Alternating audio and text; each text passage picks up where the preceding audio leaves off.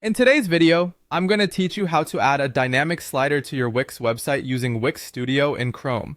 This is a great way to showcase multiple images or pieces of content in an engaging way on your site. So let's dive right in and get started. To begin this process, make sure you have Wix Studio opened in your Chrome browser. Once you're in, the first thing you want to do is look for the Add button. You'll usually find this on the left-hand side of the screen. Clicking this button will bring up various components and elements you can add to your website, but for today, we're focusing on the slider component.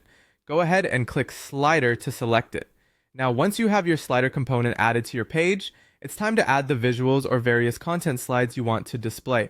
This is where you upload your images or content slides. You can either drag them from your file explorer and drop them directly into the Wix editor or use the upload option provided.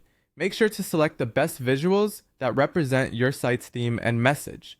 After ensuring your images or content are uploaded, the next step is to customize your slider settings to make it match the feel and functionality you desire. You can start by adjusting the transition effects. This could range from fades to slides, each offering a unique way for one slide to move to the next. Next, you might want to look at the autoplay settings. Autoplay will make your slides move automatically without visitors having to manually click through, so decide whether this suits the interactive experience you want to create. Finally, check the navigation arrow settings.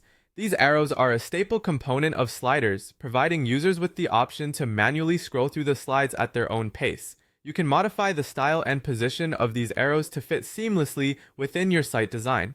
Now, with your sliders set up just the way you like, it's essential to save your progress. Click on the Save button, usually located at the top right of your editor, to ensure nothing is lost. Once saved, the final step is to publish your website. This